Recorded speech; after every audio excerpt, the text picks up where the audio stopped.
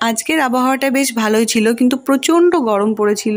আমার একদমই গরম ভালো লাগে না। আর এই গরমের মধ্যে ভাবলাম যদি কিছু ঠান্ডা ঠান্ডা খাওয়া যায় তো বেশ ভালোই হয়। তো তাই চেষ্টা করেছি একটু আমের আইসক্রিম বানানোর। তো ওটা আমের আইসক্রিম কি স্মুদি হয়েছে সেটা আমি জানি না, তোমরা বলো।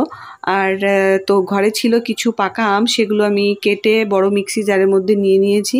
তার মধ্যে গুঁড়ো দুধ আর চিনি দিয়ে এটাকে এবার পেস্ট করে নেব।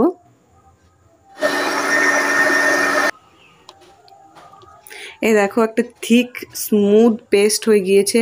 এটা আইসক্রিম কম মনে হচ্ছে, আমার স্মুদিটা বেশি মনে হচ্ছে। যাই হোক, আমার কাছে কিছু আইসক্রিমের কাপ ছিল আর কিছুটা কম পড়ে গিয়েছিল বলে আমি চায়ের কাপও নিয়ে নিয়েছিলাম। এবার এগুলোকে ভর্তি করে নিয়ে নিয়েছি। এগুলোকে এবার রাখবো ডিপ ফ্রিজে। তো 4-5 ঘন্টা মতন রাখবো, দেখা যাক তারপরে কেমন হয়। এই দেখো জমেছে, বেশ ভালোই জমেছে। খেয়ে বলো কেমন। ভালো, খুব সুন্দর টেস্টি হয়েছে।